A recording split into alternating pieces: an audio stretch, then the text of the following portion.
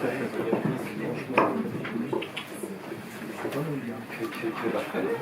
veux qu'on gère si t'en veux un, je sais pas, peut-être que ça leur ferait plaisir d'avoir un ventilo. vous voulez un ventilo? On peut amener un ventilateur. Hein. Non, non, mais ils sont très contents. Ouais, ils veulent cuire. Bon, on va commencer la rencontre. Donc, ceux qui sont intéressés peuvent se rapprocher. Donc, bienvenue à toutes et à tous. Aux rencontres de la boutique Potemkin. Vous nous connaissez peut-être pour certains, pas pour d'autres. Donc, on existe depuis 17 ans. Ici, la boutique qui rassemble des DVD, des livres, des vinyles, posters autour du cinéma, cinéma contemporain, cinéma de patrimoine, documentaire. Puis aussi, on est une maison d'édition DVD. Vous avez tout le catalogue qui est en ligne. Et un des derniers nés de nos éditions, et bien là, c'est Michael Cimino, Un mirage américain, de Jean-Baptiste Ray. C'est la 4e fois, je crois, que tu viens, même 5e fois, peut-être. Depuis le début. Oui. Tu étais venu pour We Blew It, qu'on avait également édité. Ouais. Tu étais venu pour nous parler de Peter Bogdanovich, si ma mémoire est bonne. Le cinéma comme élégie, c'est ça? Tu n'avais pas trop aimé, toi, Bogdanovich. Non, c'est totalement faux. Voilà, on va reprendre la conversation. Voilà, non, j'avais des réserves sur Saint-Jacques. Voilà, ça avait été le début d'une polémique, qui n'a pas duré très longtemps d'ailleurs. C'est éteinte aussitôt allumée. Et puis tu étais venu pour ton ouvrage, tous les livres sont sur la table, mais pas tous, mais celui-là y est, Michael Mann, Mirage du contemporain, c'est ça? Ouais. Il y avait déjà Mirage, on réalise ça maintenant, Mirage, c'est un mot conservateur. Voilà, c'est ça. Voilà. Et puis, quelle était Verte Mavadé aussi, chez les éditions Magnani. Très belle anthologie que je vous conseille, que je conseille régulièrement, voilà, et qui rassemblait tes critiques, tes écrits, voilà. Quelques mots pour dire que tu es historien du cinéma, tu es essayiste et réalisateur, cinéaste, c'est ce qui nous rassemble, mais peut-être dis-nous un mot avant de commencer tout de suite d'embrayer sur Cimino, où est-ce que tu en es maintenant, ce que tu fais maintenant? Juste 14 juin 14 juin 2023, où est-ce que tu en es? Écoute, c'est en général les questions qu'on pose à la fin, mais vu que on va avoir une longue discussion, je préfère la poser au début. Où est-ce que j'en suis? Moi je m'occupe toujours d'une collection chez Studio Canal qui s'appelle Make My Day, je ne sais pas si certains d'entre vous la connaissent, et qui en est maintenant à sa 5e année d'existence, je pense, quelque chose comme ça. On a dû sortir une centaine de titres. Gros succès chez nous, gros succès. Ouais. Non, puis en plus vous l'avez mis en valeur. On la met en avant, c'est des découvertes régulières. Non, moi je suis très content que ça marche en fait. Et on a à la fois des titres qui sortent et de temps en temps des hors-séries. Le dernier c'était Une vie difficile de Dino Risi. Et donc voilà, sinon quand j'ai le temps je fais des livres. Ça c'est compliqué. Ouais. Et puis sinon parfois je fais des livres sur plus précisément. Sur ce que tu as vu, et puis je dis pas le prochain, mais voilà. D'accord. Et puis après, parfois je fais des suppléments DVD ou des choses comme ça, et puis quand j'ai le temps aussi, j'essaie de faire des films. Ouais. Je vais vite parce que c'est. Non, mais ce qu'il y a, c'est que ton activité de réalisateur et de cinéaste prend de plus en plus d'importance sur ton travail de critique. De fait, parce que de critique, moi j'ai arrêté depuis quelques années maintenant, donc en fait la part critique, c'est vraiment écrire des livres ou de temps en temps participer à des suppléments DVD Blu-ray. Moi j'aime beaucoup faire ça. Mais la critique pure, c'est-à-dire écrire dans des revues de cinéma, parfois ça m'arrive de faire des entretiens pour des revues, mais écrire sur l'actualité, je le fais plus du tout maintenant depuis longtemps, depuis 5-6 ans. Donc j'ai complètement fermé la page de l'activité critique, si tu veux. Mais pourquoi? Parce que moi, je pensais que j'en avais fait le tour, tout simplement. Et c'est pas une vérité absolue, c'est juste qu'à un moment, toi, ça fait 20 ans que tu fais ça. Moi, je l'ai fait dans des revues, dans des hebdomadaires, à la radio pendant 15 ans, et j'ai adoré faire tout ça. Et puis un jour, j'ai eu le sentiment que j'avais fait le tour de ça, que la place de la critique, en plus, me semble-t-il, était en train de changer. J'avais envie tout simplement de passer à autre chose et pas de devenir un professionnel de la profession à 75 ans, à l'écriture sur ça m'intéressait pas du tout. Donc moi j'avais fait mon job, quoi. Voilà. Et, or c'est un métier, il me semble, il faut être dedans complètement, véritablement, pour avoir une chance de le faire à peu près correctement. Et puis voilà, j'avais envie de faire des films documentaires. Et les livres, que je mets pas du tout dans l'activité critique, pour moi ça n'a vraiment rien à voir. Ça c'est une vraie passion que j'ai toujours, parce que faire des films ne remplace pas le plaisir qu'on a à écrire des livres, et vice-versa d'ailleurs. Donc dans le temps que me laisse aujourd'hui le fait de faire des films, dès que je peux, oui, j'ai un projet de livre, j'en ai 10 et j'en ferai qu'un, évidemment. Mais ça me plaît énormément. Et puis par moments, je fais un petit peu de musique maintenant, ça, voilà, c'est des choses qui m'intéressent bien, ou pour moi ou pour d'autres. Et voilà. Mais la critique, c'est complètement fini. Voilà. Non, mais il n'y avait pas de piège ou de. Voilà, non, mais c'était comment tu continues à parler du. Excuse-moi, j'en ai pas. À parler du cinéma, mais par d'autres médiums et par d'autres moyens, et comment aussi c'est pas se renouveler, mais c'est trouver un autre moyen d'expression, un autre. Oui, bah, après tu as le sentiment, moi j'ai eu le sentiment, peut-être à tort ou à raison, à un moment que la question de la place du cinéma, en tout cas auprès d'une jeune génération, moi je suis toujours extrêmement intéressé par ce que pense la génération d'après moi et encore d'après moi. Je pense que c'est ça la boussole. Ce que pensent les gens de ma génération, je m'en fous, les plus vieux pareil. Par contre, ceux qui ont des 18, 25, 30 ans, ça m'intéresse, parce que ça me donne un peu une indication d'eux. Et j'avais le sentiment que la question du patrimoine, en fait, devenait presque plus centrale qu'elle l'était il y a 10 ou 15 ans. Et que voilà, c'était très important de faire un travail presque critique, on pourrait dire, autour du patrimoine.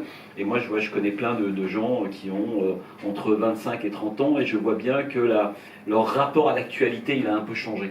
En fait, comme un effet de sablier, il s'est un peu reconfiguré au profit du patrimoine. Or, le patrimoine, plus évidemment les générations arrivent, plus c'est très très loin. Un film de Wellman, un film de Frank Tashlin, un film de Buñuel, nous ça fait partie de notre ADN, mais pour une génération qui arrive, ça allait beaucoup moins. Et donc je pense que la mission, alors ça a l'air un peu mystique ce que je dis, mais je pense que faire de la critique c'est quand même une dimension mystique, ou alors il n'y a pas de critique. Et ben il faut un peu choisir ses objets et ses combats, et il m'a semblé moi quand j'ai arrêté la critique que le combat c'était plus l'actu. En tout cas, ça l'était un peu, mais je ne serais pas du tout la bonne personne pour le mener. Par contre, la question du patrimoine, n'oubliez pas que, voilà, et vérifier, regarder la genèse, d'où ça vient, et je pense que c'est vrai en cinéma, mais c'est vrai dans beaucoup d'autres domaines, elle est absolument capitale, quoi. Et moi, j'ai la boutique ici, par exemple, elle marche énormément sur la question quand même du patrimoine. Totalement. Et de l'objet aussi. Oui. Mais moi, quand j'étais jeune cinéphile, j'ai le sentiment que le patrimoine était évidemment présent, important, mais pas à ce point quand même. Là, j'ai le sentiment parfois, en étant un peu radical, qu'il y a une partie des gens qui ont un peu fait sécession par rapport à l'actualité, ou qui prennent 4-5 objets dans l'année. Mais l'essentiel de leur travail, c'est la découverte, parce que le patrimoine... tant qu'on n'a pas vu un film, c'est un film nouveau. Hein. Je veux dire, quand je dis patrimoine, je n'oppose pas ancien et nouveau. Hein. C'est toujours pareil, il n'y a pas d'anciens films. Il y a des films qu'on a vus, des films qu'on n'a pas vus, c'est tout. Donc demain, on va regarder Le Rebelle de King Vidor. Celui qui ne l'a pas vu, c'est un nouveau film, c'est génial. Et donc voilà, je pense que moi j'ai vraiment arrêté la critique au moment où j'ai le sentiment que l'actualité, même de façon intuitive, m'intéressait moins, tout simplement. Donc je trouvais que, puis vous savez, quand vous êtes critique, il y a peut-être des gens qui sont, je le sais, parmi vous qui sont critiques. Il y a quelque chose qui est extrêmement contraignant, c'est que vous devez aller en projection de presse 3-4 fois dans la semaine. Souvent c'est sur les champs, ce qui n'est quand même pas une sinécure. Vous voyez 4-5 films par semaine, 3-4 films médiocres, au sens strict du terme. On se dit, bon, je ne les aurais pas vus, rien n'aurait changé. Et en fait, quand vous aimez le cinéma, c'est très violent d'avoir à consacrer autant de temps à autant de films médiocres, quand il y a de grands films qui sont en attente d'être revus ou compris ou analysés. Ça, c'est quelque chose que moi, avec le temps, je le sentais de plus en plus. Si je suis devant tel film de XY, je ne citerai évidemment pas de nom, alors qu'il y a tel Wellman que je n'ai pas encore vu. Qu'est-ce que je fous là? C'était vraiment une question que je me posais véritablement. Et donc, quand on commence à sentir ça, il faut arrêter. Tout simplement. Mais c'est intéressant. Bon, on va parler de Cimino, ne vous inquiétez pas. Mais bon, voilà, c'est ça. J'en profite. Non, mais c'est intéressant parce que j'échangeais avec un collègue et il me posait la question de savoir quand est-ce que se constitue la cinéphilie de chacun. Et c'est comme si ça se constituait à une certaine pendant une certaine période. Et les films qu'on aura vus pendant cette période nous marquent à jamais, quelque part. Nous constituent en tant que... voilà. Et moi, je regardais ça avec... J'étais au Festival de Cannes, mais avec une jeune génération qui découvrait certains films. Et ces films-là étaient essentiels pour eux. Les films qu'ils allaient voir, ou les réalisateurs qui découvraient. Qu'est-ce que tu penses de ça? Ouais, non, mais moi, comment ça s'est passé pour toi aussi? Non, mais je pense que de toute façon, il est évident que quand on est jeune adolescent, il y a un espèce de moment. Le problème, c'est qu'on n'est pas tous adolescents au même moment. Mais voilà, mais tout à fait. Voilà. Et à la même... Donc c'est normal que d'autres prennent le relais et puis voilà, constituent une autre cinéphilie avec d'autres classiques, etc. Après, il y a des données objectives. C'était le... Parce que là, j'entends ce que tu dis et je suis en partie d'accord, mais il y a aussi un versant un peu démagogique qu'il ne faut pas éluder, quoi. Le versant démagogique, c'est toutes les décennies, toutes les périodes ont le même lot de grands films, etc. Moi, je pense que c'est pas vrai. Voilà. C'est pour ça que je... Donc, après, on a la chance il y en a qui ont été contemporains des années 50, 60, 70, 80, 90. C'est peut-être pas la même chose qu'être contemporain des années 2000, j'en sais rien. Mais moi, j'en suis un D'où le patrimoine, c'est ça. C'est en ça, d'où cette d'accompagner. Bien sûr. Mais moi, il y a des choses que j'ai découvertes sur le tard, quand j'avais 35, 40 ans, et qui sont devenues très importantes pour moi. Donc l'adolescence, oui, mais après, c'est ce que disait... quand on est adolescent, alors il y a peut-être des contre-exemples parmi vous, de gens qui sont allés au cinéma et qui ont, je sais pas, vu à 11 ans ou à 12 ans un film d'Antonioni ou de Wes ou de Bergman qui ont été sous le choc. Moi, j'ai commencé par le genre, un peu ce que racontait Martin Scorsese, qui disait moi, le cinéphilie, ça a commencé avec La Terre des Forants de Howard Hawks, ça n'a pas commencé avec Citizen Kane. Donc le genre a été une espèce de porte d'entrée comme ça. Mais moi, j'ai eu la chance et la malchance que moi, je suis ado dans les années 80. Donc en fait, dans les années 80, le genre, en fait, c'est déjà fini. Je ne sais pas si vous vous souvenez, à moins qu'on considère que je sais pas moi, que Freddy, c'est vraiment l'archétype du grand film de genre. Moi, je trouve ça talent, mais il y a un moment donné, les années 80, moi, c'est une décennie que j'ai détestée, même quand j'y étais. Donc je suis pas nostalgique d'une décennie de mon enfance, puisque moi, des années 80, je trouvais ça horrible. Non, dans ton documentaire, c'est Tarantino qui dit il sort 5 films de c'est pas moi qui l'ai écrit, non, voilà, la réplique. Mais je comprends intimement. De toute façon, quand on fait What's Up Terminé Hollywood, on ne peut pas penser autrement, ça. C'est évident. Mais voilà, donc il y a aussi à quel moment on est. Moi, j'ai l'intime conviction, et chacun aura sans doute une conviction différente, d'être arrivé trop tard. Voilà. C'est-à-dire d'avoir été en fait jeune cinéphile à un moment où le cinéma pour moi était moins désirable et d'avoir loupé d'une dizaine d'années ce qui deviendra pour moi l'âge d'or. J'aurais adoré avoir 12-13 ans en 71, 70. Alors là, ça aurait... Et peut-être que je n'aurais pas vu ces grands films. C'est ça qui est toujours... c'est de la prospective. Mais vraiment le sentiment dans les années 80, décennies dont je ne suis pas du tout nostalgique, parce que même à l'époque, la mode, la musique, le cinéma, je sentais que c'était... ton esthétique, ta sensibilité. Donc en fait, dès le départ, je suis vraiment le vrai mélancolique classique, c'est-à-dire... tu m'offres une transition parfaite. Tu m'avais dit vers 12 minutes, il faudrait que tu prononces. Non, mais ton ouvrage précédent, tu étais sur Michael Mann, qui, voilà, tu le décris comme un réalisateur qui arrive dans le Nouvel Hollywood, mais qui arrive trop tard. Oui, bien sûr. Et voilà. Mais moi, je suis extrêmement sensible à ces figures-là. Et Cimino, quelqu'un qu'on met dans la case Nouvel Hollywood, mais qui a un parcours complètement atypique, et lui qui ne se considère pas comme un cinéaste de Nouvel Hollywood. Donc, Bogdanovich, souviens-toi, c'était aussi un peu... Oui, voilà, et Bogdanovich, voilà. Donc tu t'intéresses à ces loups, c'est pas des loups blancs, mais... Oui, non, parce que tu vois, par exemple, il y a pas longtemps, j'ai fait un petit livre là, sur Coming Home de Al Ashby, qui est là pour le coup, Al Ashby, qui est le vrai, tu vois, cinéaste totalement raccord avec son époque, intégralement. C'est peut-être le plus nouvel Hollywood, des cinéastes de Nouvel Hollywood, c'est Al Ashby. Bon. Donc attention, c'est pas l'un contre l'autre, mais je suis toujours extrêmement sensible à l'anachronisme. Ça me plaît, l'anachronisme. Voilà, parce que j'ai toujours le sentiment que les gens qui sont de leur temps, ils sont tout de suite dépassés au ringard. Je pense que... Je répète souvent cette phrase de Danet que j'adore, tu sais, quand il parle de peut-être Truand, qui repasse à la télévision, et donc à l'époque il l'a assassiné, il le revoit et il dit mais non, finalement c'est un très grand film, mais je ne l'avais pas vu. Et il a cette phrase assez géniale, il dit le film de Sergio Leone est un film qui est à l'heure, et il dit ça veut dire quoi? Ça veut dire que c'est un film qui a un léger coup d'avance sur son temps. Et je pense que c'est l'adhérence au présent, j'y crois, pour moi ça n'existe pas. Donc là, on est forcément anachronique, un coup après, un coup avant, ce qui est le cas de Michael Mann exemplairement. Les gens qui sont de leur temps, ils sont très très vite, pour moi, dépassés. Donc pour ça que l'anachronisme, j'ai l'impression que c'est une posture productive. Voilà. Dans ton road trip, on dit ça, avec Chimino, vous parliez de quoi? Lui, il était conscient de ça, du fait de ne pas être humain, par rapport à son époque et par rapport à son temps, d'être dans une sorte de décalage ou Oui, bien sûr. Comment lui se voyait ou mais comment lui se voyait, se racontait? Ouais, mais c'est un peu ce que raconte parfois James Toback dans le film, c'est qu'en fait Cimino, lui, quand on lui parlait de Cimino, années 70, Nouvelle Hollywood, ça lui parlait pas du tout. Lui, il avait quand même un ego un peu. Oui, on a compris qu'il y avait un ego assez. C'est cas grand, hein, mais bon. Non, mais il connaissait ces personnes-là du Nouvel Hollywood. Il connaissait un peu, mais ça ne l'intéressait pas. En fait, ça ne l'intéressait pas, et c'est ce que dit Toback à un moment donné. Lui, il pensait ne converser qu'avec des grands. C'est-à-dire que voilà, il adorait parler son côté napoléonien. Ford, ouais, de Peckinpah, de Visconti évidemment, de Vidor qui était un peu les quatre grands cinéastes. Et Toback psychanalytiquement analyse très bien ça. Cimino lui dit à aucun moment il parlait de Coppola, de Scorsese, des gens de cette génération-là.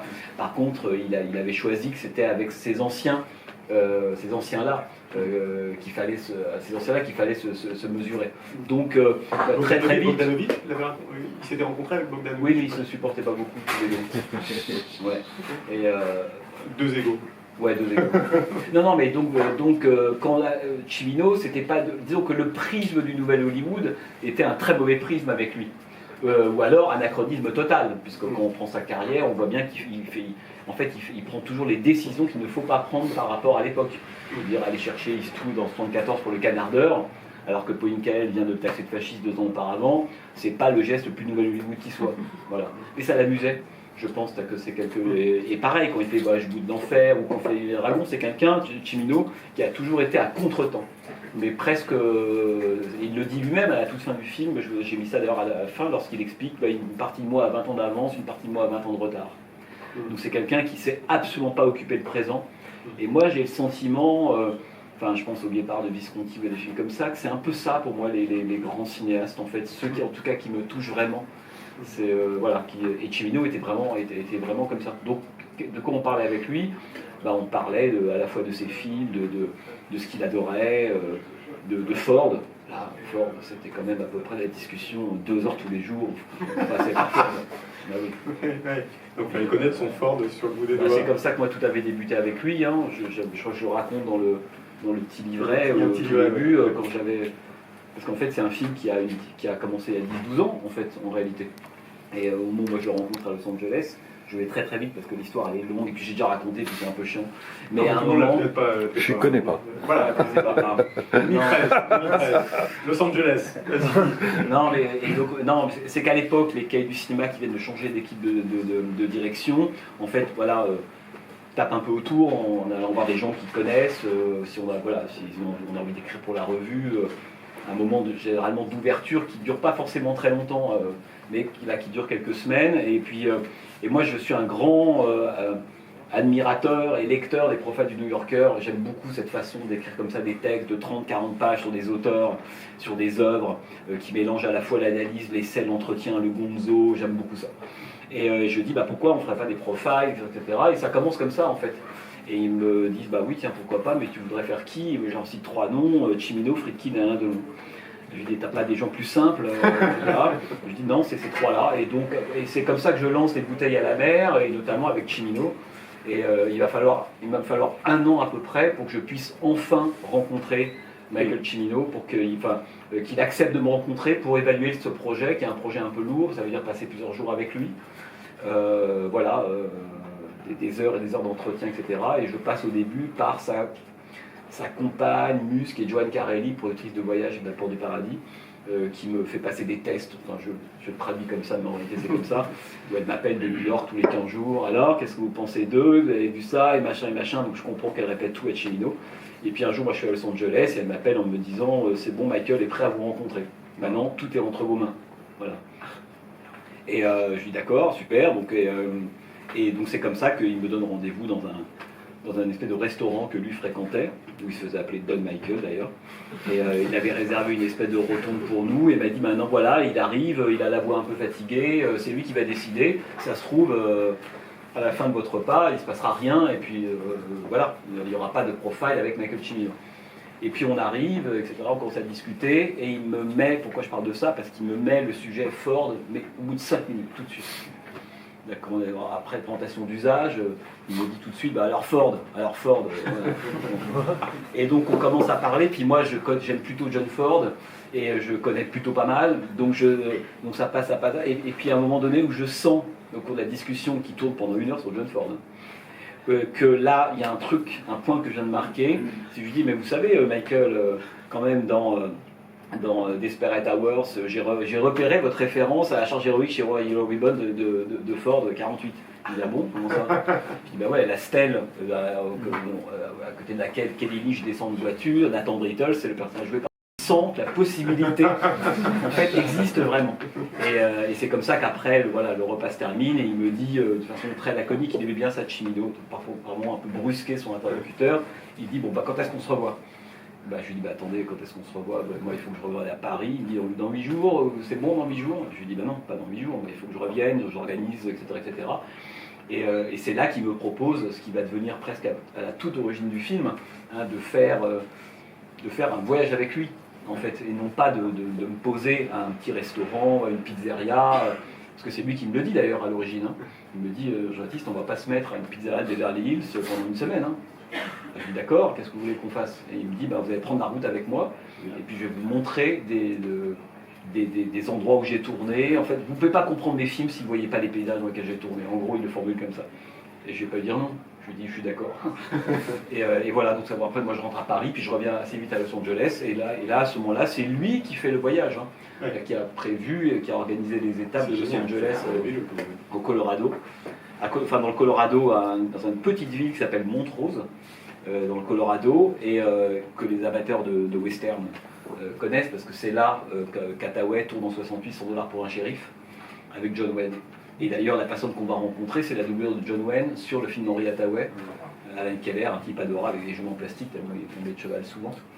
Et voilà, donc j'ai fait ce voyage avec lui, et moi pendant le voyage, à l'ancienne, j'ai mon dictaphone, j'en ai 3-4 partout dans la voiture, et j'enregistre tout ce qu'on se raconte, en fait, en voiture, dans les diners, dans les lobbies de motel, etc. Et donc je reviens à Paris avec, je sais pas, une 50aine d'heures d'enregistrement avec Michael Cimino, qui vont donner l'occasion du profile, et puis c'est plus tard, d'un ouvrage sur Cimino, et puis à un moment donné, je me suis dit, bon, Cimino disparaît, j'ai cette voix. À l'époque, l'enregistrement de la voix se fait pas dans des conditions professionnelles, je le précise, parce que ça a été un problème. Ça a été compliqué, ça. De se dire que voilà, quand vous enregistrez avec un dictaphone et à la fin la voix se retrouve sur un écran de cinéma, il y a un travail de restauration de la voix qui est colossal à faire, vraiment colossal. Et c'est un peu cette voix off. Bon, voilà, c'est vraiment ton film aussi qui a ce matériau-là, Cimino qu'on ne voit pas du film, sauf une fois pour la remise d'Oscar de Deer Hunter, Oscar remis par John Wayne, l'acteur fordien par excellence. Et cette idée, voilà. Ma question, c'est le documentaire que tu fais, c'est pas presque le documentaire attendu sur Cimino. Quel est le projet avec le matériau que tu as? Donc toi, tu as cette voix off, tu as en tête déjà les personnes que tu veux aller interviewer, ou tu as déjà ce matériau, tu sais où est-ce que tu veux aller filmer. Le film s'ouvre quand même sur le premier tiers du film est sur Mingo Junction, donc un retour sur le lieu où a été tourné Deer Hunter, et de rencontrer les gens qui vivent dans cette ville, ce qu'ils sont devenus, comment le cinéma a changé leur vie. Donc là, il y a quelque chose quand même de très fort, comment le cinéma impacte profondément la vie de ces gens-là. Comment toi, tu constitues ce puzzle? Écoute, je vais essayer de faire une réponse rapide, parce que potentiellement la réponse est très longue. Donc je vais essayer de la faire rapide. Moi, quand arrive l'idée de faire un film sur Michael Cimino, déjà le mot « sur » il pose un problème. Je reviendrai après. Mais disons sur Michael Cimino, voilà, parce que c'est comme ça qu'on vend le film. On va pas dire, vous savez, moi c'est pas un film sur, c'est un film autour à partir de... Non. on dit c'est surtout, voilà, il y a une langue, malheureusement, il faut être un peu rudimentaire. Voilà. Donc, film sur Michael Cimino. Moi, j'ai déjà écrit pour les cahiers, j'ai fait le livre chez Flammarion, j'ai parlé de... Donc, à un moment donné, on a besoin, moi, de me motiver. J'ai le sentiment que le travail sur Cimino, en tant que cinéaste, fait le job. Je l'ai fait de mon point de vue. Moi, j'ai rien d'autre à en dire. Voilà. Et donc, je mets honnêtement un petit peu de temps au début à trouver ce qui va me mettre en mouvement pour avoir envie de faire un film. Parce que faire un film, c'est quand même l'écrire, partir en attendre 2 mois, revenir, 4-5 mois de montage, et puis ensuite la sortie.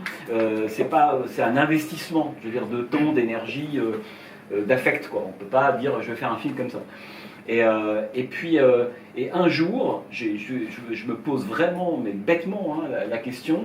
Je tournais autour de l'idée, parce que j'avais pas envie de faire un livre filmé. J'ai déjà fait un livre, ça m'intéresse pas. J'ai pas envie de faire un documentaire où on raconte la vie de Cimino du début à la fin, avec des extraits, puis des gens dans les canapés qui parlent. Tout ça me tombe, voilà. Et surtout que j'ai envie de faire un film pour le cinéma, ce qui change complètement tout de la télévision. Et un jour, je me dis, mais finalement, Voyage au bout de l'enfer, qui est mon film au fond préféré de Michael Cimino, en tout cas pour moi un film très important. Mais je me dis, ce film finalement, en réalité, il a été tourné où? En fait, vraiment des questions très basiques comme ça. Et je commence à amener ma petite enquête dans mon coin en me disant, elle était tournée où? Et puis là, je cherche Clairton en Pennsylvanie, puis je me rends compte qu'il n'y a pas de personne en Pennsylvanie. Bon, je me dis, tiens, c'est quand même étrange. Et bon, je vais vite. Et un jour, je me rends compte que le film La fameuse petite ville est une espèce d'endroit à 2-3 têtes. L'une des têtes, c'est Cleveland, donc pas très loin de Pittsburgh, là où il y a l'église orthodoxe russe, etc. La séquence du mariage. Et puis l'autre, c'est un petit bled, parce que c'est vraiment un bled, qui s'appelle Mingo Junction dans l'Ohio. On est au-dessous de la région des Grands Lacs. Voilà, on est à la frontière de 3 États, voilà. Sous l'Ohio River, on est vraiment dans le trou du cul d'Amérique, l'endroit, la région anciennement très industrielle. Sidérurgique, voilà. Donc très frappé par la question du chômage, enfin on est en territoire 100% trumpien, si on veut là-dedans, à l'époque. Et donc là je me dis, Mingo Junction, j'avais jamais entendu parler de cette ville. Et donc je vais vite, mais je prends mon téléphone, allô Mingo Junction. Est-ce que c'est vrai que Michael Cimino a tourné un jour chez vous un film ici qui s'appelle The Deer Hunter? Et là, je tombe sur Jim, celui qu'on voit qui a Top Gun. Ah oui, d'accord. Okay. Et d'abord, j'adhère à l'association des amis de Mingo Junction, un truc comme ça. Je suis habillé de beaucoup d'associations américaines, comme ça, mais parfois étranges. Bon, celle-là, elle n'est pas. Et puis, c'est lui qui me parle et qui me dit bah oui, absolument, le film a été tourné là, mais pour nous, c'est très important, on s'en souvient. Les gens qui étaient figurants sont encore là, et puis il commence à me parler, et puis celui qui réparait les voitures de De Niro est toujours vivant, on rit, etc. Bon. Et je comprends, à l'espace de 2 secondes, que je suis malgré moi en train de réactiver un moment mythologique pour eux. Et donc, là, je me dis, ça y est, j'ai le film. Exactement ce que je veux faire. Pas un film sur Michael Cimino, une fiche Wikipédia filmée, etc. Non, j'ai envie de faire un film sur l'Amérique que m'a permis de comprendre Michael Cimino. Donc c'est pour ça que ça devient un film non pas sur Michael Cimino, mais un film autour de Michael Cimino. Et si Cimino est grand, c'est parce que ça ne s'arrête pas au film. Si c'est juste pour avoir un personnage qui dit on attendait ce film avec une grue, ça je m'en fous, c'est un truc de bonus DVD, très bien. Mais faire un film, c'est complètement autre chose. Et si je veux rendre justice à Cimino, il faut que je raconte l'Amérique de ces films et que l'Amérique à laquelle j'ai pu, moi, en tant qu'Européen, avoir accès. Et donc, parler de... C'est pour ça que la première partie sur Mingo Junction, alors moi je leur explique le projet, ils sont très contents, et puis dans ce road trip, on arrive plutôt au bout des 2 tiers du tournage, parce qu'on est parti de Los Angeles pour aller à New York, et puis Mingo Junction, c'est un peu plus haut. Et ils étaient extrêmement contents, et on est tombé sur des gens, on avait presque le sentiment qu'ils rejouaient ou qu'ils revivaient cette espèce de tournage qui avait eu là il y a 40 ans, et pour eux c'était un moment absolument mythique. Et tout ça pour dire que, en fait, moi je me disais, j'avais le sentiment en étant avec eux, que ces gens-là, pendant 40-42 minutes, avant le moment de la projection, peut-être qu'on en parlera de Voyage au bout de l'enfer, etc., en fait, me parlaient beaucoup mieux du cinéma de Michael Cimino que n'importe quel historien de cinéma. Et c'est ça pour moi, vraiment ce que j'ai compris à ce moment-là. Quand Maureen ou Jim y parlent, ils parlent vraiment de ce que c'est que Michael Cimino. Ils en parlent pas comme des experts. Et moi, je suis. Ils en parlent avec leurs mots. Et donc, d'une certaine manière, le cinéma et la vie se confondent. On ne peut pas dire oui, c'est vrai, et puis quand on fait un film sur le cinéma, ne parler que de cinéma. Non, le cinéma nous amène à la vie. Donc cette vie, il faut y aller à un moment donné. Là, c'est gentil de dire que le cinéma américain permet de comprendre l'Amérique. Oui, mais une fois que tu as dit ça, qu'est-ce que tu fais? À ce moment-là, allons voir cette Amérique que j'ai déduit, moi, des films.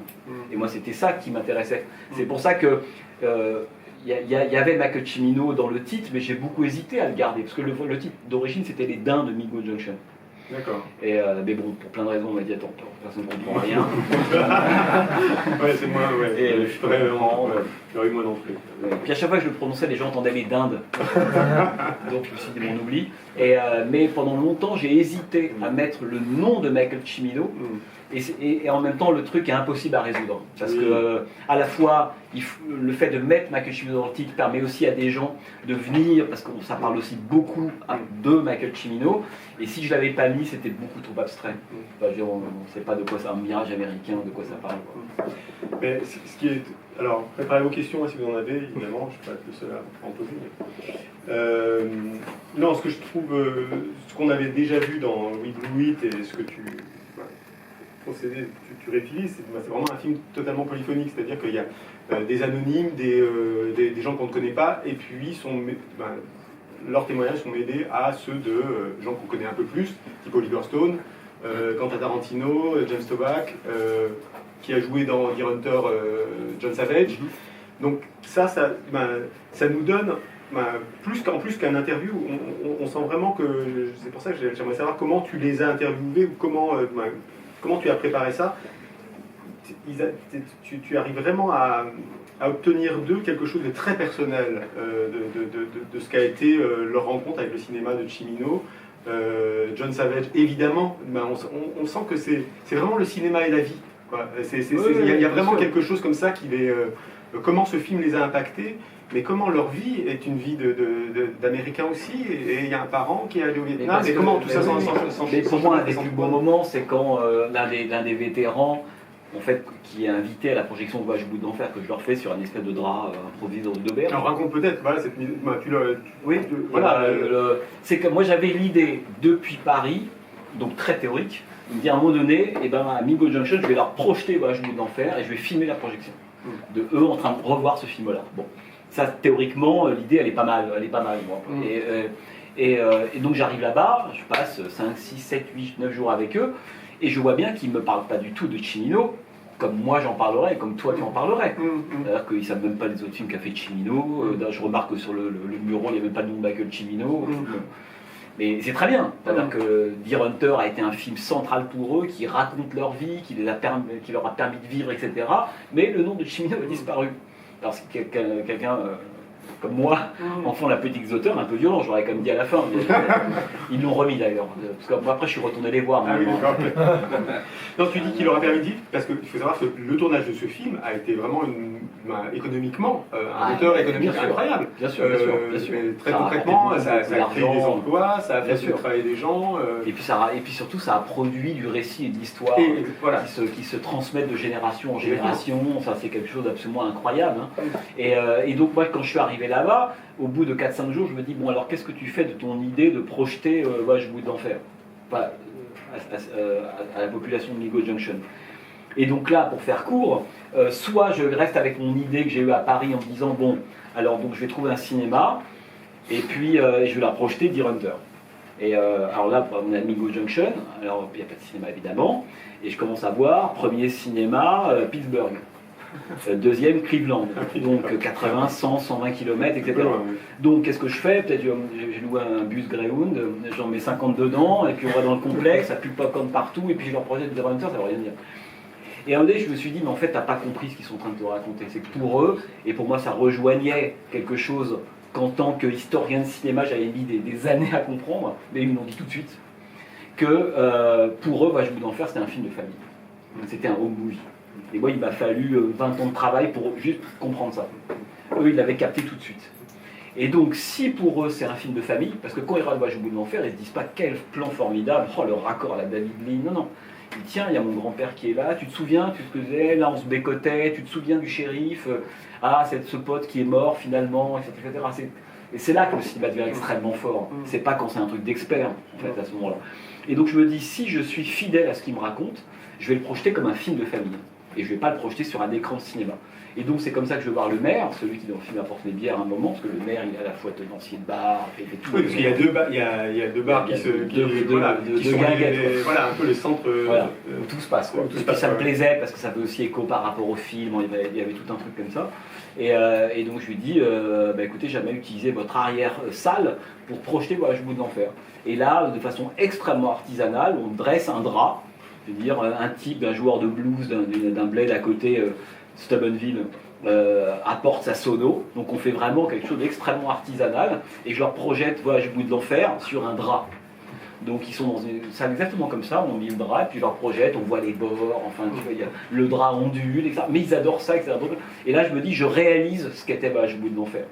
C'est-à-dire en fait un film qui a une forme viscontienne, mais vu comme un film de famille. Et cette idée n'est venue que parce que j'ai passé un petit peu de temps avec eux en réalité. Et puis après, tu disais le mélange avec les gens connus, pas connus, ça moi je m'en fous toujours. Ce qui compte, c'est qu'est-ce que tu as à raconter sur. Tout à fait. Non, mais ce qu'il y a, c'est qu'il y a une sorte de pied d'égalité, comme ça, au niveau de la parole. Oui, mais ça tisse quelque chose, je trouve, de toujours intéressant et stimulant. C'est-à-dire qu'une parole égale une parole de l'autre. Oui, bien sûr. Mais d'ailleurs, c'est drôle ce que tu me dis là, parce que si tu veux, moi, quand j'ai passé du temps quand même avec eux, et puis certains ils étaient très contents, extrêmement gentils, disponibles. Tous les plans qu'on fait d'usine, on a pu les faire grâce à eux, hein, parce que vraiment c'est compliqué en termes d'autorisation, de normes, etc. Alors on a pu vraiment faire ce qu'on voulait. Mais certains hésitaient à venir parler devant la caméra. Et notamment Cathy, la femme de Jim, avec son espèce de sweatshirt rouge. Et puis un jour, je dis, mais je comprends pas, moi ça elle me dit, mais vous savez, elle me dit, Jean-Baptiste, pas Jamie, parce qu'il a dit, c'est pas Jean-Baptiste, il me dit, ce qu'on a à dire, c'est pas intéressant. Et ça, je trouve ça génial, terrifiant en même temps. Et elle me dit, mais non, parce que je lui expliquais donc comment allait se dérouler le film, qui y aurait. Elle me dit, oui, vous allez avoir Monsieur Stone, Monsieur Tarantino, mais nous, on est des merdes. Nous, on n'a rien à dire, on est des petits workers, col blanc, américains, dans une région complètement sinistrée, notre parole n'a pas de valeur. Et ça, évidemment, c'est à ce moment-là qu'on se dit que c'est évidemment à eux qu'il faut donner la parole, puisque moi, je pense très sincèrement que ce qu'ils racontent, c'est aussi intéressant. C'est pas chaque parole se vaut, mais il y a... Non, mais c'est un ensemble de choses qui font qu'à un moment donné, c'est vrai que quand Stone et Tarantino arrivent, ils arrivent mêlés comme la foule des gens de Mingo Junction. Le plan ne clignote pas parce qu'il y a Oliver Stone qui arrive. Et ce que dit Tarantino est intéressant sur... ça rejoint ce que tu dis, c'est-à-dire que... moi j'aime beaucoup les critiques ou les réalisateurs qui disent le film veut dire ça. En fait, le film, on n'a pas compris, il y a quelque chose d'un peu définitif là-dedans. Il dit en fait, c'est le film qui parle, c'est très fordien ce qu'il dit, mais qui parle d'une communauté en fait. C'est un film qui ne parle que de ça, et le Vietnam, c'est pas un film sur le Vietnam. C'est pas ça. Ça aurait pu être, c'est le Vietnam, mais ça aurait pu être autre chose. Bien sûr, mais Chimino n'a pas cessé de le répéter. Ça. Voilà, et une communauté qui n'arrive pas, qui a cette épreuve-là et qui n'arrive pas à retrouver ses repères, qui est complètement bien sûr.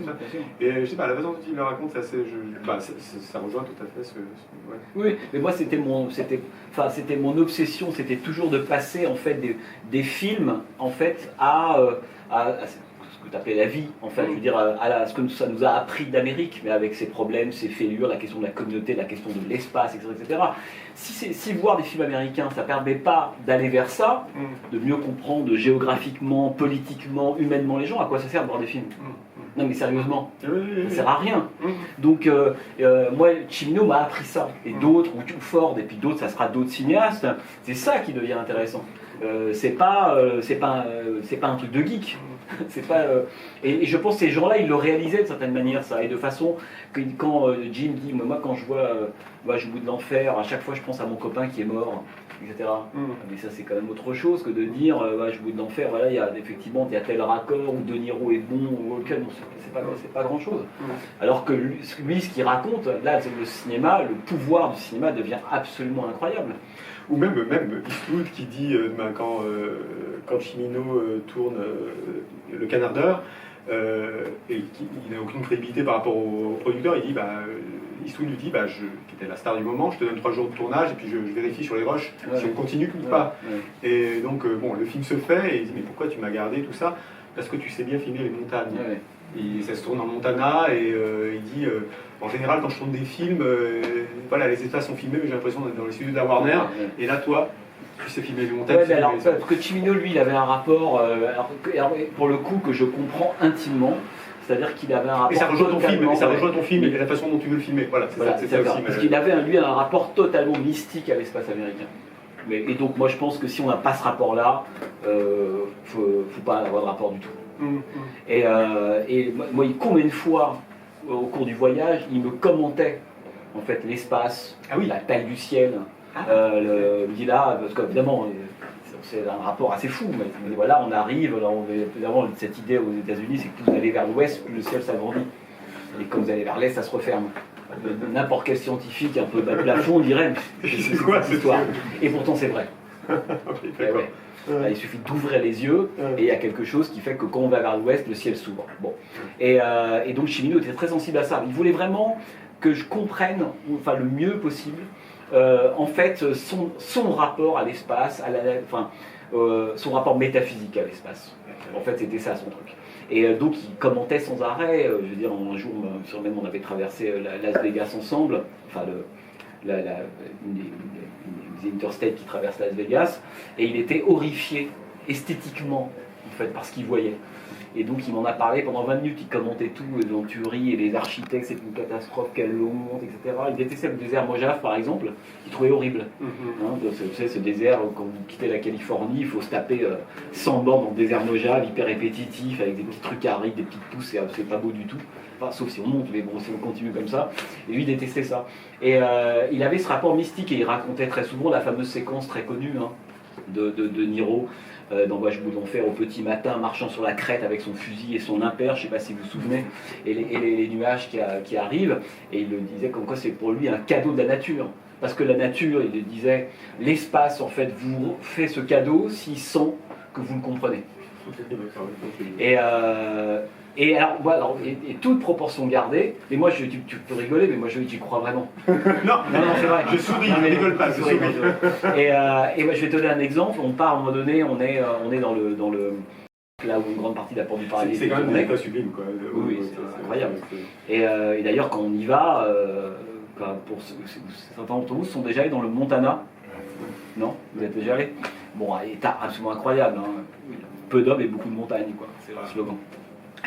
Et donc on était allé dans le East Glacier National Park pour accéder à 2-3 endroits, notamment moi je voulais trouver l'endroit exact du lac où sont Christopherson, Isabelle Huppert, Sweetwater, enfin l'endroit de la petite ville. Donc on est seul, on est le 20 janvier, il fait moins 15 degrés, il y a de la neige évidemment. Bon. Et donc là l'équipe on a un peu voulu parce que je voulais quand même choper l'endroit précis, on n'y accède pas en voiture. Et donc on avait de la neige jusque là, enfin c'était redoutable. Et on arrive enfin au bord de ce lac qui était intégralement gelé. Mais après 2 heures de marche, et puis quand on est avec des Alexa, des optiques et tout, on a 15, 20, 25 kilos sur le dos, c'est pas une marche cool. Et on arrive enfin au bord de ce lac, qui est l'endroit exact où Cimino, puis moi ça m'intéressait la dimension hivernale, enfin pour se servir des saisons, c'est aussi hyper important. Et parce que je savais déjà que là je voulais balayer la question des critiques sur la Porte du Paradis, etc. etc. Que tu mets en voix off, Voilà, que je mets en voix off, et d'ailleurs j'avais excité Cimino pour qu'il me fasse une réplique un peu désagréable en me disant mais moi je m'en fous de tout ça, c'est pas intéressant. Parce qu'en fait je dis ça, c'est une micro-parenthèse, et quand je vois Cimino, Tarantino, il est pas très en forme, enfin il est un peu déprimé parce qu'à l'époque, c'est pas une Termine Hollywood vient de sortir, ça marche pas énormément, et puis il comprend que les Oscars ça va pas le faire. D'accord, Et donc je suis très content moi parce que son côté un peu feu follet, moi ça me fatigue très vite. Et donc je suis content qu'il soit un peu down comme ça. Oui, non mais c'est vrai, non mais en plus, c'est maintenant que tu dis, un peu déprimé. Oui, voilà. Ouais. Et moi ça me va très bien. Ouais. Et donc on discute, et je lui dis à un moment donné, bon, il me dit juste avant qu'on débute la conversation, il me dit, par contre il y a un truc dont je voudrais ne pas parler, c'est toutes les polémiques autour de la Porte du Paradis, de l'échec, pas l'échec, tout le côté Steven Bach, quoi. Et je lui dis non mais moi pareil, moi, je m'en fous complètement, etc. Donc la caméra tourne, je lui dis bon alors, le port du paradis est cher. Et là, il est hyper énervé, il me dit ça n'a aucun intérêt, etc. Et donc moi c'est ce que je voulais, hein, qui en fait qui balaye pour moi en fait cette question-là qui me semble pas intéressante dans un film. Et donc quand on est au bord de ce lac, je savais déjà qu'il allait y avoir des critiques. En fait, mais qui sont hallucinantes. Quand on se souvient des critiques de « il n'y a rien dans ce film, tout est nul, tous les acteurs sont catastrophes », c'est une critique de cinéma quand même. Hein. Et comme quoi c'est pas une qualité en soi. Et puis à un moment donné, on est là, on attend, et moi j'espérais une seule chose, en fait comme j'avais prévu de me dire qu'en post-prod je mettrais du vent, tout simplement pour balayer tout ça. Et là la tempête se lève. Tu vois, tu rigoles. Mais la nature te parle. Mais et, voilà. Et donc, alors c'est très dur parce qu'il fait extrêmement froid. Puis quand il fait moins 15 degrés, une tempête se lève au bord d'un lac gelé, et on s'accroche au pied de lac, ça c'est redoutable. Et par contre, on a le plan. Et moi je dis à mon chef op qui dit bon qu'est-ce qu'on fait, viens, tu tournes là, hein. Et donc on a cette espèce de plan où en fait à ce moment la nature nous fait ce cadeau de la tempête qui balaye intégralement tous ces propos calomnieux à l'époque sur la porte du paradis pour que le silence arrive et qu'on puisse repartir quoi. Oui, non, ce qu'il faut. Alors, préparez vos questions, je vais faire circuler le micro. D'accord. Non, mais parce que ton film est comme ça, il y a plein de petits cailloux blancs comme ça, de mouvements de caméra, de choses qui. Le Béotien qui n'a jamais vu aucun film n'est pas du tout dérangé de ça. De Cimino, tu veux dire? Oui, de ton documentaire sur Cimino, l'ouverture. De film de Michael Cimino. De film de Michael Cimino, voilà, c'est ça. Mais celui qui a les films de Cimino en tête, voilà, voit les petits hommages comme ça. Tu avais construit ça aussi, tu avais instillé ça dans We Blue It. Oui. Et là, voilà, c'est important pour toi aussi. En fait, le problème de la référence, enfin, de l'hommage, etc., c'est que, à mon avis, la chose dont il faut se prémunir, c'est que ça devienne un écran. Voilà. Donc moi, évidemment, les hommages, il y en a plein. Il y en avait déjà plein dans We Blue It, mais même dans le film que j'ai fait sur Argento, c'était le cas. Et là, il y a plein de moments qui sont presque des citations ou des reprises de certains plans de Michael Cimino.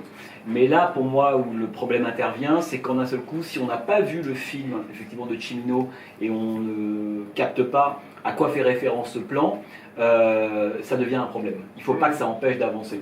Donc comme tu le dis, si tu ne repères pas, c'est pas grave. Et c'est pas indispensable non plus d'une certaine manière. Mais ça, moi, je le fais presque pour moi. Et voilà, de retrouver le cadrage, l'endroit exact du premier plan de Voyage au bout de l'enfer, ce pont, etc., etc. Mais si on n'a pas vu Voyage au bout de l'enfer, bon, c'est un peu grave quand même. Mais bon. Disons qu'allez, on passe là-dessus. Non mais si on l'a pas vu, c'est pas un problème. Et puis le cas le cas de Savage, dont je voulais juste dire un mot sur Savage, qui était un cas intéressant parce qu'en fait le film s'est écrit. En fait, indépendamment de ce que je racontais sur Mingo Junction, quand je me suis dit, il y a cette communauté qui John Savage, qui fait partie de la bande de pop, qui est de Deer Hunter, pour ceux qui n'ont pas encore. C'est l'infirme. C'est celui de l'infirme. Voilà. Steven, qui revient sans légende, à qui la femme offre des chaussettes qu'on découvre dans un tiroir. Et donc, en fait, à part Mingo Junction, j'avais écrit moi le film par le milieu, c'est-à-dire par la séquence de John Savage. Donc je me suis dit, si John Savage est d'accord, je vais le faire rentrer à un endroit et je vais lui mettre la musique de Voyage au bout de l'enfer. Et donc oui, la musique d'ouverture, la Latina de John Williams, voilà. Et c'est un moment de... Et d'ailleurs, je ne l'ai pas prévenu, c'est-à-dire qu'en fait, avec lui, j'ai fait un très long entretien avant, et à la fin de l'entretien, je lui ai dit, bon ben maintenant, vous allez descendre là, c'est un endroit, et je vous dis pas ce qui va se passer, je vous demande juste de pas sortir du périmètre et de pas regarder la caméra. Et donc c'était une seule prise possible, parce qu'il ne savait pas dans quoi il allait faire. Et ça a plutôt bien marché. Donc il descend, et là, il entend la musique, etc. Et moi j'aime bien cette séquence, on a eu plein de discussions. C'est l'extrait que j'avais préparé, mais bon, on montrera ou pas. Mais on a eu beaucoup de discussions avec le monteur d'ailleurs sur la longueur de cette séquence-là. Est-ce qu'elle fait 45 secondes, est-ce qu'elle fait 2, elle fait 3 minutes. Et moi je trouvais que c'était intéressant de la faire durer. Mais voilà, c'était vraiment à partir de là, et puis il termine en disant, mais comme mon père a vu le film, il va serrer la main qu'il a pu parler pendant 6 mois. Tout est dit. Je veux dire, j'ai pas besoin, avec Savage, qui d'ailleurs est venu dans le film, je te précise, c'est pas moi qui lui ai donné sa tenue. Il est venu habillé quasiment comme en 78, tout seul, avec sa veste militaire, etc. C'est lui qui a choisi de venir comme ça. Et le t-shirt Top Gun, bon alors ça, écoute, ça non, c'est vrai que j'aurais pu le virer en post-pro, donc quand même. Mais bon, ça m'a amusé. Oui, c'était... Des questions? Des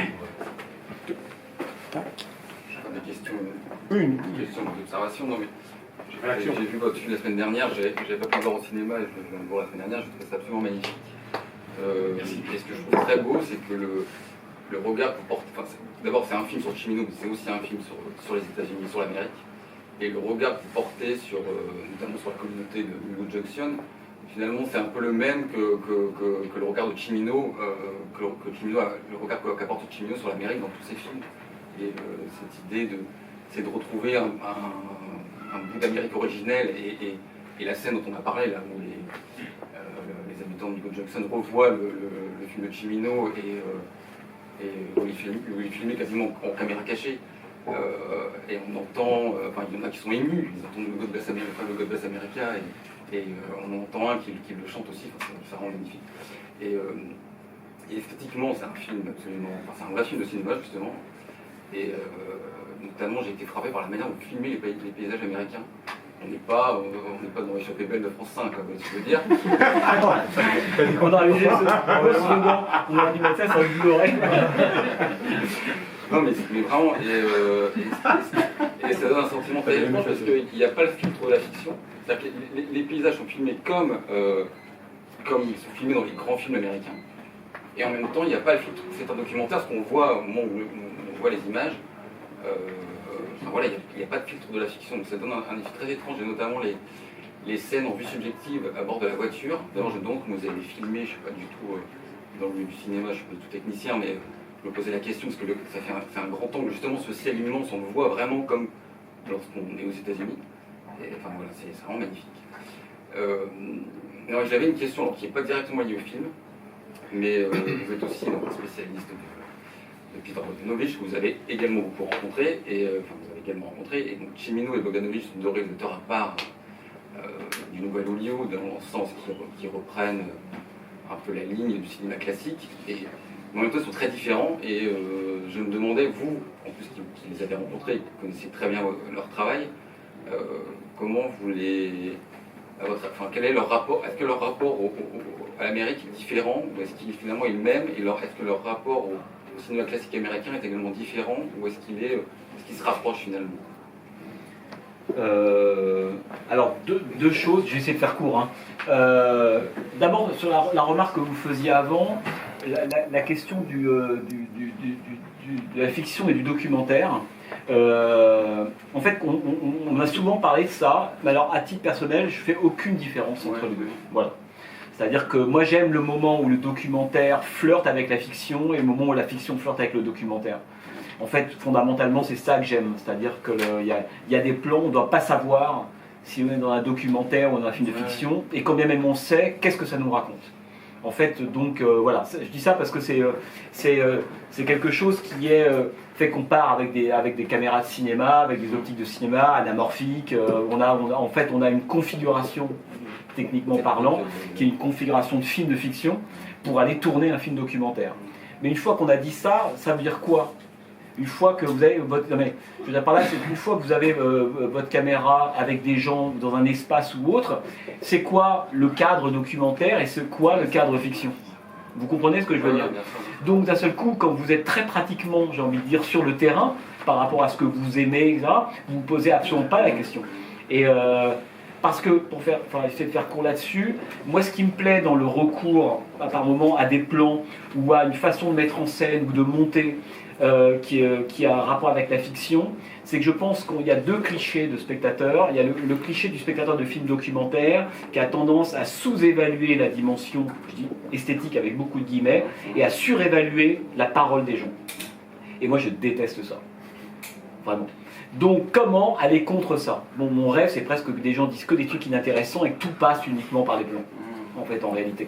Alors que quand on passe à la fiction, très souvent le spectateur qu'on est tous, un peu conservateur, il a tendance à être beaucoup plus ouvert sur la question esthétique, du montage, du cadrage, des plans, etc. Parce qu'il a le sentiment que une part du sens du film va venir de la mise en scène, et autant que par les dialogues et ce qui est dit.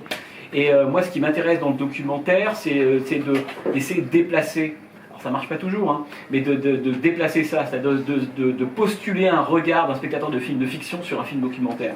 Et là, ça devient beaucoup plus riche et beaucoup plus intéressant. Ce qui fait que, par moments, c'est encore beaucoup plus le cas dans With Blue Week que dans Michael Cimino. Il y a des moments, tout est dit. Enfin, l'essentiel de ce qui est dit, c'est pas les gens qui le disent. Or, c'est vrai quand on est spectateur de films documentaires, c'est un réflexe qu'on a tous, on met un peu en veilleuse notre sens esthétique et on écoute ce que les gens racontent. Or, ce qui est raconté, c'est souvent pas par la parole. Et c'est peut-être ça, ce que vous dites sur cette espèce de moi qui m'intéresse véritablement. Là, moi, je viens de terminer un autre film qui parle pas de cinéma, mais pour moi, ne faisant pas de différence entre le cinéma et le réel. En fait, quand on tourne un film documentaire dans une matière réelle, on est hanté par des films, et quand on tourne sur des films, on est hanté par le réel. Donc la distinction, pour moi, elle est nulle et non avenue, en fait. Et donc, une fois qu'on l'a dit, c'est de se dire comment est-ce qu'on trouve esthétiquement des solutions pour rendre compte de ce que je vous dis là. Après, la question de le rapport entre Bogdanovich et Cimino, je pense qu'il est c'est très différent. Je pense que je ne vais pas redire ce que j'ai déjà dit, hein, mais Bogdanovich est quelqu'un qui considère qu'il est arrivé là pour le coup trop tard, hein, qui veut rendre hommage à ses grands maîtres, et que sa génération à lui s'est un peu trop assise rapidement sur les grands secrets du cinéma classique, c'est ce qu'il leur reproche. Hein, pourquoi vouloir tout révolutionner alors que le classicisme il a encore plein de ressources? C'est grosso modo l'idée de Bogda. Cimino, pour le coup, Cimino, ça n'a rien à voir. Cimino, c'est quelqu'un qui n'est pas un cinéphile au sens de Bogda, c'est même le contraire. Bogdanovich, c'était quelqu'un qui avait une connaissance encyclopédique de l'histoire du cinéma classique américain, hollywoodien. Cimino, pas du tout. Cimino, il a choisi quelques cinéastes dont on sait que c'était des grands artistes. Mais ces grands artistes-là ont œuvré dans le cinéma, mais aller voir des films, c'est pas un cinéphile du tout, Cimino. Non, lui il voyait Ford, Visconti, Dostoïevski, Wagner, c'est ça qui l'intéresse. Savoir qu'on fait du cinéma ou pas du tout.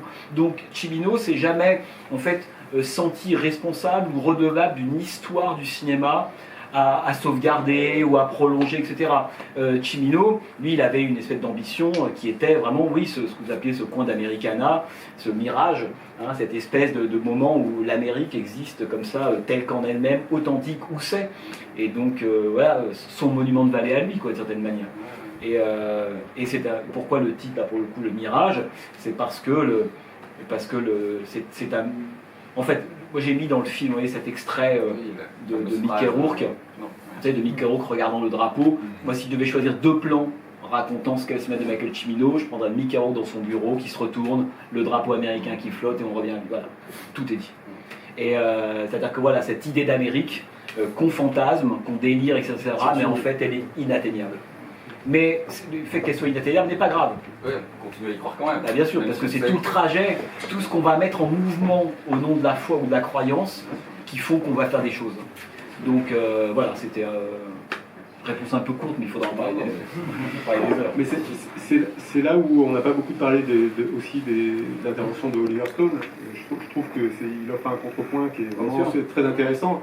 Et il dit, et pour prolonger ta réflexion, il dit l'Amérique ressemble peut-être au film de Sidney Lumet. On aimerait qu'elle ressemble au film de Ford, mais elle ressemble malheureusement. Oui, alors, voilà. Punchline incroyable. Moi je trouve ça lumineux, mais en même temps on sent qu'il a énormément de tendresse pour Cimino, et en même temps il a une façon de nous ramener les pieds sur terre et de dire bah oui, Michael il préférait prendre sa voiture et rouler toute la nuit, alors que voilà, au bout d'un moment il faut travailler son script, quoi.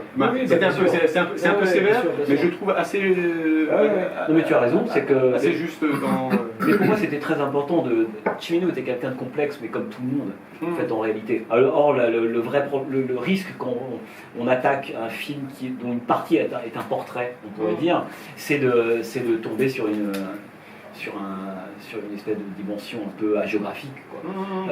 Moi qui l'ai un peu côtoyé, il avait un côté à la fois formidable, agaçant, narcissique par moment, etc. Il était tout ça à la fois. Et donc moi je voulais surtout pas tomber dans le portrait d'usage. Cimino, quand il prenait le café, c'était dément. Dès qu'il ouvrait la bouche, incroyable. Non, il a des côtés géniaux et des côtés terrifiants. Et je pense surtout qu'il est, enfin moi c'est ma conviction, qu'il est en partie responsable de ce qui lui est arrivé. Voilà. Par rapport à la légende de l'artiste maudit qui a été détulé pendant 10 ans, etc. Le pauvre Hollywood a serré les mains. Mais d'ailleurs, c'est intéressant parce que toute une partie du film reprend tous les films qu'il a fait, parce que tu renonces pas non plus à ce projet-là, et au projet avorté, notamment celui du rebelle de King Vidor, de Fountainhead, et qui est très intéressant comme une sorte d'autoportrait, comme ça que ça aurait pu être de Cimino, avec Eastwood. Ouais. Qui refuse le rôle non, qui refuse le rôle Eastwood parce que il ne voulait pas être comparé à Gary Cooper, voilà. son idole.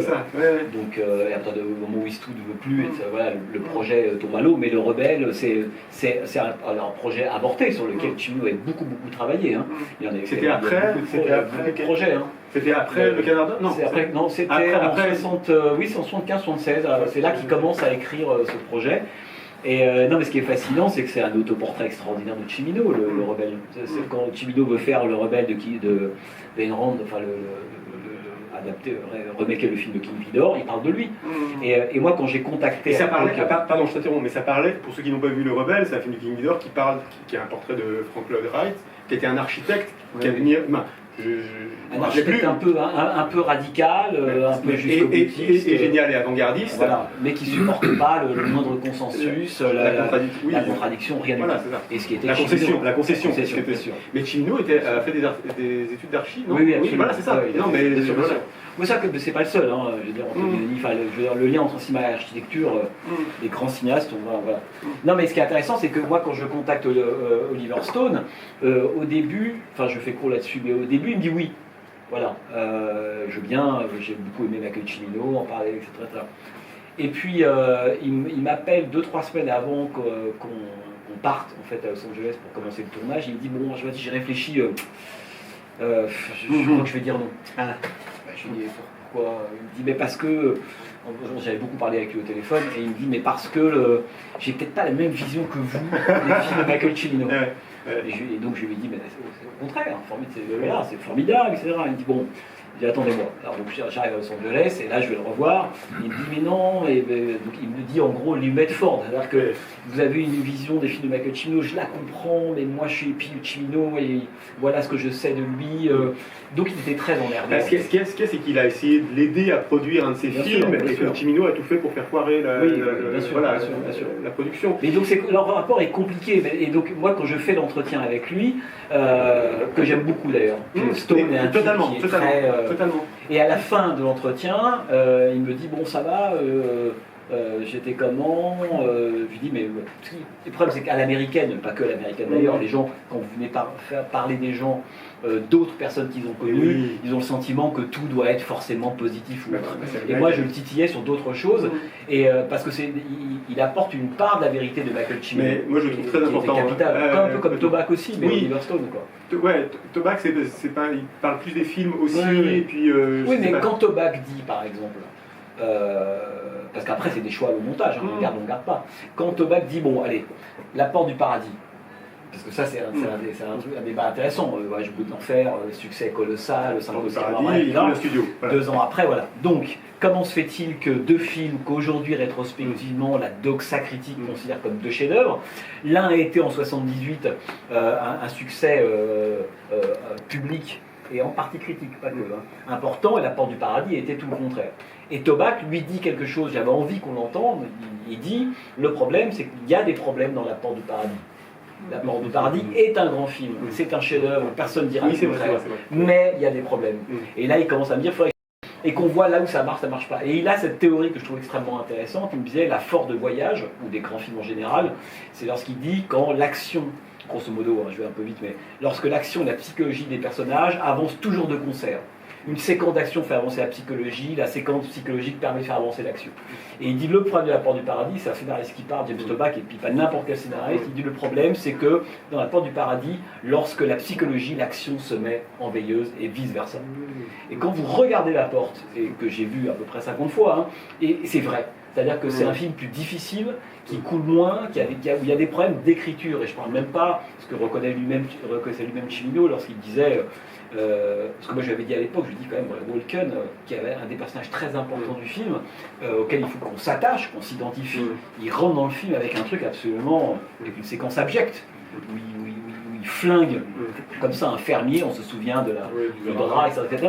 Et Cimino m'avait dit oui c'est vrai, effectivement peut-être que j'ai trop demandé aux spectateurs, je partais de trop loin pour qu'à un moment donné on puisse s'identifier comme ça à Christopher Walken en tant que personnage. Oui, et puis après c'est un film quand même qui est terrible sur la mythologie américaine. Mais ça c'est du pipeau ça. Non mais pour le public américain, pour que le public américain... Non, la violence des films américains sur l'Amérique a jamais été un problème pour le succès des films. Ça, jamais, au contraire. Non, ça c'est l'histoire mythologique qu'on se raconte en Europe pour se dire que les Américains ils sont trop cons, c'est trop violent pour eux, pas du tout.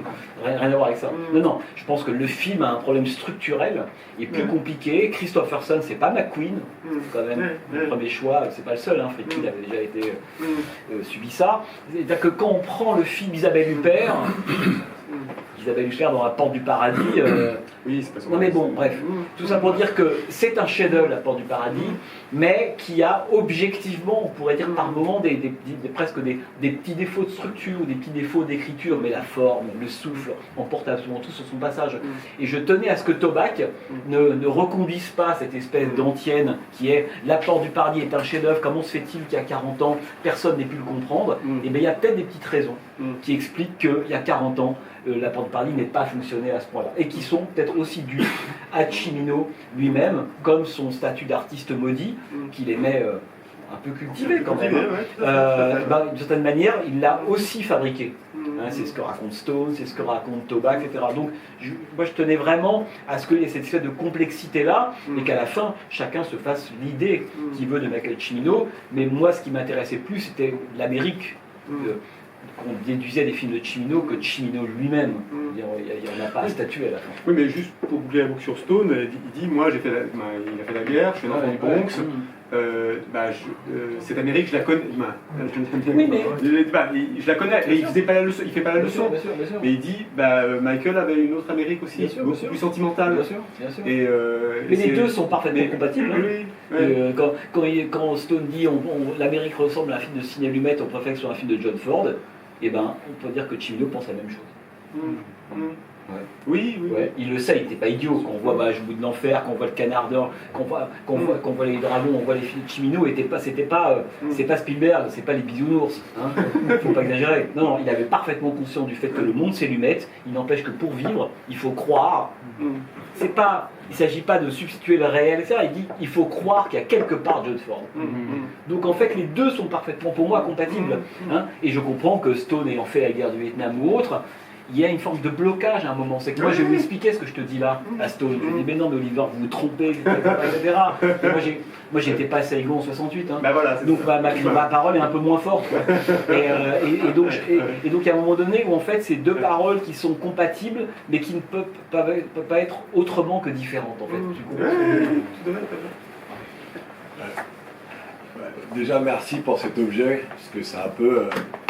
particulièrement d'entendre les archives que vous aviez avec Cimino, moi c'était un peu un petit Graal. The Deer Hunter, c'était un peu un de mes premiers grands objets d'obsession cinématographique. C'est le film, on part toujours à la recherche de ce genre de sensations, encore et encore, comme une dose, quoi. Et du coup, je me posais la question de savoir quel rapport vous avez maintenant avec ce film, après un portrait, un livre, ce film, avoir rencontré toutes ces personnes. Faire un jeu vidéo bientôt. Ouais. C'est le genre de la plateforme manquante, quoi. Qu'est-ce qui vous reste comme rapport avec ce film? Est-ce que ça l'a muté? Est-ce que ça l'a magnifié? Vous voulez dire après être allé là-bas? Est-ce que ça a contaminé votre rapport avec ce film? Non, pas du tout. En fait, non. En fait, mais pour moi, Voyage au bout de l'enfer, ça fait partie de cette trentaine de films qui m'ont constitué. en tant que ce que je suis. Comme c'est ça le cinéma. Hein. C'est des films, ça vous apprend la vie, ça vous structure véritablement. Donc voilà, je fais partie de ces films qui m'ont structuré, que j'ai vu et revu et montré à des gens, montré à mes enfants. Enfin, genre, pour moi, c'est pas une affaire de cinéma, je vous l'enfer. C'est beaucoup plus que ça. Comme, je sais pas, on parlerait des clips d'Antonioni ou des films de Ford, ou de plein de films différents. C'est une autre affaire que le cinéma. Si c'est que le cinéma, ouais, bon, c'est autre chose. Et donc, moi, quand je suis à l'Amigo Junction, d'une certaine manière, j'ai le sentiment que tout simplement ce que j'avais vaguement perçu, etc., parce que l'image, elle ment pas. C'est-à-dire que, vous comprenez, que si j'arrive à Amigo Junction et je me dis, ce que je découvre là n'a rien à voir avec ce que j'ai pourtant perçu, senti dans le film, dans le rapport de Cimino à ces gens-là, là, pour le coup, il y a un véritable problème. Et donc, ça a été la poursuite. Et puis, être sur les lieux, c'est tout bête à dire, hein, mais là encore, truc très mystique. Mais quand vous êtes sur... Moi, je le fais beaucoup aux États-Unis, ça. Je vais beaucoup sur des lieux de films que j'ai aimés, voilà. Mais il y a quelque chose qui se passe, c'est-à-dire que quand vous êtes dans l'endroit précis où De Niro et Walken sont sur la route, enfin des endroits comme ça précis, il se passe quelque chose, avec la caméra, elle filme des fantômes. Vous ne dites pas, je mets ma caméra là, sous le pont de l'ouverture au voyage au bout de l'enfer, et puis voilà, échappée belle, France 5, quoi. Et il y a un moment donné, voilà, en plus quand, voilà, je sais que quand vous mettez votre caméra là, que vous avez un certain désir, un certain état d'esprit ou autre, il y a quelque chose d'autre qui se passe qui dépasse la simple question de l'enregistrement. C'est ça que je veux dire. Et donc être là-bas, c'était aussi magique pour cette raison-là, quoi. Ça n'a pas dénaturé le plaisir et la... Non, pas du tout. Après, moi, je veux en faire avec plus un film que je regarde tous les 6-8 mois, je le connais tellement par cœur. Mais je le regarde souvent aujourd'hui presque pour le montrer à des gens, ou des gens qui ne l'auraient pas vu, ou des choses comme ça. C'est plus le faire découvrir maintenant. Mais il y a plein des films comme ça qu'on connaît par cœur, ou qui sont même des focales sur le rapport que vous avez aux choses, ou même là en l'occurrence à l'Amérique, quoi.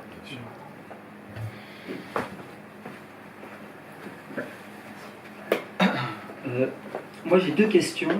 La première c'est Cimino, pourquoi fondamentalement il a accepté cette rencontre avec est-ce qu'il avait conscience de participer à peut-être aussi à une création quelque part ou est-ce qu'il avait, enfin bon voilà la question. Et la deuxième c'est par rapport au public justement de Milo Johnson. Est-ce que tous avaient déjà vu le film? Est-ce qu'il l'avait vu déjà sur une toile? Et le fait d'être, justement, je crois que vous disiez tout à l'heure qu'il n'y avait pas de cinéma là-bas, est-ce que le fait de se retrouver là, comme ça, tous ensemble, à vivre ce moment ensemble, qu'est-ce que ça a créé chez eux? Voilà. Ouais. Alors la première question... Cimino, vous savez, en fait c'est très dur pour moi de répondre à ça, c'est un alignement de planète, quoi. C'est à un moment de sa vie, Cimino, où il a plus tourné, on est en 2010 par là, 2011, dans un film c'est Sun Chaser 95, donc ça fait déjà 15 ans qu'il n'a pas tourné. Ça arrive ce moment où certains de ces cinéastes-là ont envie un peu d'écrire leur histoire, ou de laisser un peu quelque chose. Et Cimino a toujours eu un rapport très problématique à la critique, qui se comprend. Notamment la critique américaine, mais un peu plus indulgent avec la critique européenne et en l'occurrence française. Voilà.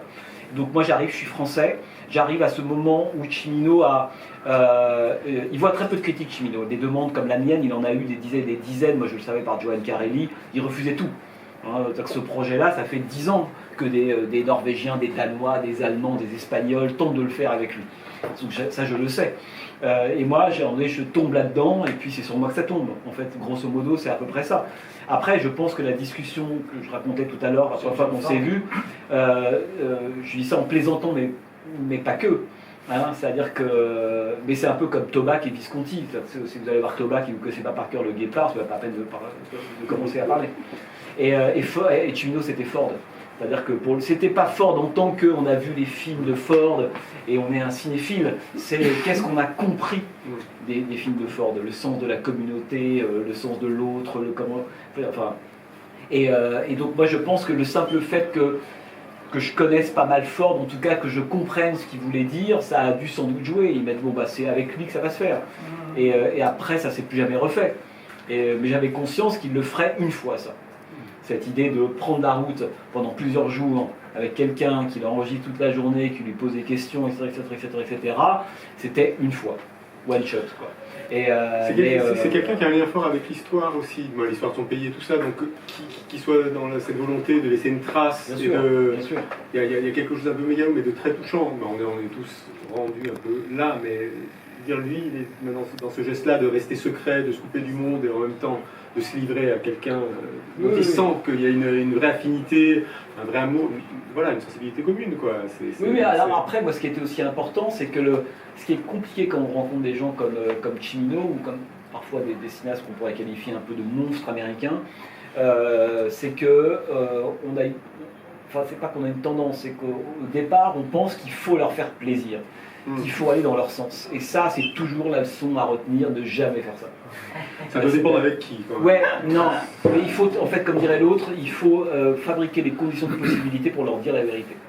Et ça, c'est la seule condition que ça marche.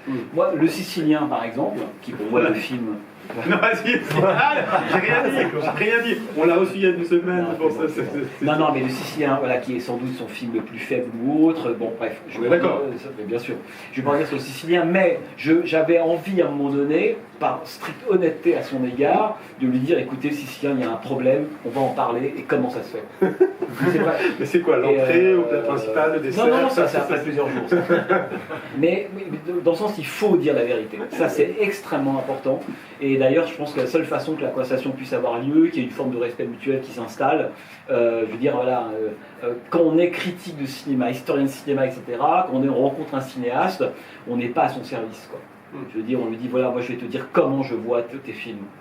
Et s'il n'y a pas cette conversation, en fait, cette espèce de pied, en fait, ça ne fonctionne pas. Donc, et la vérité, moi, je lui ai toujours dit au maximum, en fait, mais évidemment à des moments stratégiques. Hein. Le Sicilien, et d'ailleurs, lui, on a parlé très facilement, je le raconte, je ne sais plus où, je lui ai dit, bon, le Sicilien, quoi. Christophe Lambert. Et c'est lui qui me parle de Christophe Lambert, hein, et qui a une façon émouvante, et parce qu'à l'origine, c'est Daniel Day-Lewis qui va jouer le rôle, enfin bref, etc. Puis il se retrouve avec Christophe Lambert.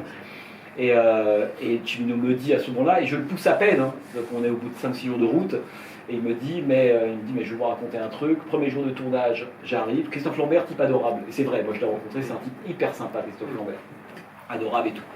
Et puis qui à ce moment-là a une carrière plutôt intéressante, hein, il a des choses, pas énormément. Et Cimino me dit, premier jour de tournage, Giuliano, enfin Christophe Lambert, et de tous les plans dans le film. Autrement dit, c'est pas, il n'est pas là par intermittence, c'est-à-dire qu'il faut scoltiner un acteur principal pendant 2h20, dans tous les plans. Et il arrive le premier jour de tournage, Cimino met son œil à l'œilleton, il voit Christophe Lambert, il me dit là je savais que c'était mort. Putain. Et là, tu es parti pour. Bon, bah, je suis d'accord. Et donc maintenant c'est parti. Donc il va faire le mieux possible, etc. Mais il ne se passait pas ce qu'il voulait avec le visage de Christophe Lambert. Mais ils ne l'avaient pas rencontré avant, ils n'avaient pas fait d'essai Non. C'est-à-dire qu'en fait on lui a imposé à cause de Greystoke. C'est-à-dire quand Daniel Day-Lewis en fait, doit tourner le film, le Sicilien met du temps à se monter. Finalement il part sur un autre projet. Je crois que c'est Au nom du père, je ne sais plus le film que Daniel Day-Lewis fait à ce moment-là. Et donc on lui dit un acteur un peu qui a un peu de succès en ce moment, plutôt jeune, fougueux, etc., etc. Alors à ce moment-là, c'est Christophe Lambert. Il le rencontre. Christophe Lambert est un type absolument adorable et il ne voit pas, parce que le problème, c'est que ce que voit l'œil, c'est pas ce que voit la caméra. Il suffit de regarder n'importe quel film, le nombre de gens qui sont filmés, on se dit c'est fou comme la caméra n'aime pas ces gens-là. Je ne citerai pas d'exemple là. Et lui, c'était ça. Christophe Lambert, en tout cas dans ce rôle de Giuliano, alors peut-être qu'en Tarzan, ça marchait mieux, mais dans le rôle de Giuliano, et surtout qu'en plus Cimino venait après un grand film de Francesco Rosi, Giuliano, film du début des années 60, et donc le film ne part pas de rien en fait en réalité. Et il en a eu conscience, après il a fait ce qu'il pouvait d'une certaine manière, hein. Mais c'est drôle le Sicilien, parce qu'on voit bien que à la fois c'est du 100% Michael Cimino, et en même temps, rien ne fonctionne vraiment. Non mais c'est intéressant de se dire ça. Souvent on dit d'un auteur, oui mais alors il suffit, regardez, mais ça c'est vraiment, tous les items toutes les cases sont cochées. Ouais mais ça suffit pas à ce qu'un film marche. Il y a un truc qui doit être en plus. Et on voit bien que le Sicilien, c'est du Michael Cimino, tout y est, hein, vraiment. Mais rien ne fonctionne autant que ça fonctionnait dans L'Année Dragon ou dans Voyage ou La Porte, etc. Et ça, c'est intéressant. Et j'ai oublié... Deuxième partie de la question. Et c'était par rapport à Migo comment Junshun. Ah oui, comment il... non, moi, j'ai eu le sentiment, en fait, qu'on se retrouvait, quand on est arrivé là-bas, que d'abord, c'était vraiment une histoire que eux se racontent régulièrement, le tournage du film, qui se transmettent mais presque de génération en génération. Hein. Ils se font parfois des petites fêtes entre eux, tu te souviens, ils échangent des photos, un tel. Et puis quand je dis film de famille, parce que à la fois c'est les images que eux ont fait sur le tournage, j'en ai récupéré à un moment donné certaines d'ailleurs, et les images du film elles-mêmes, ce qui fait que quand ils parlent du film, ils parlent de leur vie en même temps, il n'y a plus de différence. Hein, parce que eux aussi ont fait des photos sur le tournage qui se passe d'ailleurs pendant l'été, voilà. Et puis c'est émouvant quand ils comprennent que le film se passe en fait en plein hiver, mais eux ils sont tous en slip en train de tourner. Et donc ils découvrent ça, il y a plein de photos des techos qui sont tous en slip ou en maillot de bain, alors que De Niro est dans son espèce de tenue militaire, etc. Et donc pour eux ça a été un moment presque une façon de réactiver cette espèce de souvenir-là, mais vraiment comme un récit mythologique. J'ai pas d'autre exemple en tête, c'est-à-dire le récit qu'on se raconte, et puis un jour on va le réactiver, et puis il y a ces Français qui débarquent, et ben on va refaire tout ça. Et donc ils étaient très très contents d'en parler, de nous montrer plein de choses, des lieux, même ce qui avait disparu, parce que beaucoup de choses ont disparu ou autres. Et moi moi ce qui m'intéressait bien sûr, c'était qu'ils me parlent d'eux-mêmes, de cette communauté-là, comment elle avait évolué en 40 ans, etc. Et là, il me parlait du cinéma de Michael Cimino. Je voulais pas qu'il me parle de Voyage au bout de l'enfer. Je n'allais pas les voir pour ça. Et ça, au début, c'était un peu compliqué pour eux, parce que à la fin, je leur disais, mais en fait, je fais un film sur vous. Voilà, on oublie Michael Cimino, c'est un film sur vous. Et je leur montais pas complètement, d'ailleurs.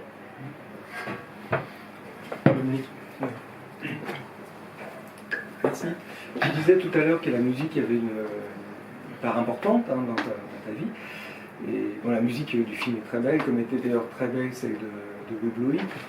Et je voulais savoir quel était en fait ton rapport à la musique. J'imagine que tu en écoutes bien sûr depuis très longtemps, mais surtout à la composition. Et à partir de quel instrument, enfin voilà, on sait peu de choses sur toi, musicien finalement. Écoute, moi c'est mon autre plaisir coupable. Tu vois, c'est la musique c'est la musique et c'est la compo en fait, la composition précisément. Et puis voilà, mais moi j'en ai toujours fait beaucoup de mon côté pour moi, vraiment pour moi. Hein. Vraiment mon instrument de basse c'est le piano. Et voilà, et donc petit à petit, au fur et à mesure des projets, je me suis retrouvé à composer un petit thème à un endroit, en me disant bah là il manque quelque chose, faudrait, voilà. Et je suis rentré par la petite porte, et puis là pour Cimino, je me suis dit maintenant, en plus ce thème-là, je savais dès le début que ça allait être le thème principal du film. Il était même composé avant qu'on parte en tournage, qui est à base d'instruments qui sont le piano, guitare, un peu de banjo, la trompette, j'aime énormément la trompette. Bref, et donc voilà, et je savais que ça serait le thème un peu lancinant en fait du film. Et voilà, donc ça m'arrive parfois soit de le faire pour les miens, entre les titres qu'on peut récupérer. Là, il y en a quand même quelques-uns, ou parfois pour d'autres, pour des documentaires. Voilà, c'est quelque chose que j'aimerais bien plutôt développer. Mais la composition, enfin, pour ceux qui font de la musique, c'est extrêmement chronophage. Ça prend beaucoup de temps. Donc voilà. Après, il y a un gros intérêt, c'est que moi, je sais exactement ce que j'ai envie d'avoir comme couleur musicale. Donc là, par exemple, je suis parti tourner mon dernier film. J'étais dans le Nevada et c'était formidable parce que j'avais mon petit matériel avec moi, portatif, on pourrait dire, et ça me permettait pendant 2 mois de faire des essais sur des premiers rushs qu'on voyait, de gagner aussi du temps. Et puis ça coûte beaucoup moins cher d'acheter des droits musicaux. C'est pas rien. Merci. Oui. Juste une petite chose en revenant sur le rapport avec les producteurs, parce que les films ça se fait aussi avec évidemment l'œil d'un producteur qui peut être très acerbe, très voilà. Comment ça se passait? Il vous en a parlé, Cimino, de ça, de ces rapports avec les producteurs? Bon, les producteurs, en fait, c'est très simple le rapport de Cimino avec les producteurs. Il y a d'abord, grosso modo, Eastwood. Voilà. L'homme qui va, contre toute attente, dire oui pour à la fois tourner et produire. Le Canard d'heure, avec ce que tu racontais, tu as 3 jours pour faire tes preuves. Si tu ne passes pas ce cap des 3 jours, je te ferai remplacer ou moi-même je prendrai la main sur le film. Donc, Eastwood avec lequel ça se passe très bien, et je pense que pour moi, la carrière de Cimino, elle est le seul cinéaste vivant, véritablement, dont parlait beaucoup Cimino, c'était Eastwood. Ils n'ont jamais retourné ensemble. Non, jamais. Comment il explique mais ça? parce que non, mais parce qu'en fait, Cimino, quand il tourne Le Canard d'heure, le film a plutôt du succès. Eastwood est content du résultat et lui propose un contrat de 3 films en lui disant bah voilà, tu vas signer avec Malpasso et tu vas réaliser 3 films pour moi plutôt que Sturgis ou Ted Post ou etc. Et Cimino, son côté un peu orgueilleux, être libre, indépendant, dit non, moi je vais être libre. Et donc il dit non. C'est sans doute la seule erreur peut-être un peu importante qu'il a pu commettre, ça a été de refuser en fait de se lier avec Eastwood sur 3 films, alors qu'il a fait sur un seul film. Et puis après il y a le moment producteur qui en sont pas vraiment, c'est-à-dire Johan Carelli, les gens d'EMI lorsqu'il fait Voyage au bout de l'enfer, La porte du paradis de Johan Carelli, il n'y a pas de producteur. En réalité, enfin, il y a des producteurs, mais personne ne le contrôle, personne ne lui dit non, c'est open bar, c'est-à-dire que là ça devient je veux dire, l'enfant terrible qui fait absolument ce qu'il veut, etc. Ça c'est sur le cas de Voyage et de la porte. Et puis après, voilà le moment trou noir, et puis De Laurentiis qui va le chercher pour l'œil du dragon. C'est ça les rapports de Cimino avec les producteurs. Mais Cimino avait un mépris total pour l'argent. Ce qui est aussi un problème quand on fait du cinéma. Ah oui, c'est ça. Et il le dit lui-même, et Tobac le dit très très bien. Il dit la question du coût de quelque chose ne l'intéressait pas du tout. En tout cas, c'était il y pas. a presque plus de mépris par rapport à ça. C'est-à-dire, il y a un côté enfant gâté, genre enfant gâté, c'est-à-dire une espèce d'absolu, de jusqu'au boutiste. C'est-à-dire que l'artiste, il doit tout mettre en œuvre pour que sa vision soit la plus parfaite possible, et celui qui trouve l'argent, c'est pas lui. Et c'est ce que racontait un peu James Toback. Et donc Cimino, à l'exception de Eastwood dans Le Canard d'heure, et un peu Dino De Laurentiis quand même, n'est jamais tombé sur un producteur qui puisse le canaliser d'une certaine manière. Je pense que c'est ce qui a manqué à Cimino. Sans doute un vrai producteur pour lequel il a un peu d'estime d'une certaine manière. Mais moi je le vois bien qu'on avait fait le voyage tous les deux. Il avait choisi comme ça, il disait voilà ce qu'on va faire, on va s'arrêter là, on va prendre ça comme voiture. La question du budget, à la micro-échelle par exemple, n'intervenait jamais.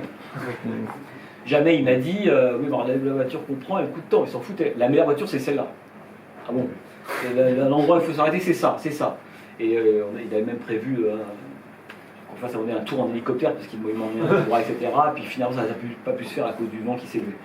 Et donc en fait j'ai bien vu à ma micro-échelle quand on a fait ces 8 jours ensemble, où là pour lui c'était une forme de travail aussi, il faut à la fin faire ce travail, il faut qu'à la fin il y ait un papier, voire un livre avec ce type-là, etc. La question du budget ne rentrait jamais en ligne de compte. Pas une seule fois il m'a dit ça coûte tant, là c'est un peu moins cher, un peu plus cher, il s'en foutait, ne compte que la vision. Et c'est ce que racontait un peu James Toback, et ça lui a coûté assez cher quand même, tout simplement. Peut-être une dernière question ou 2 dernières questions, oui.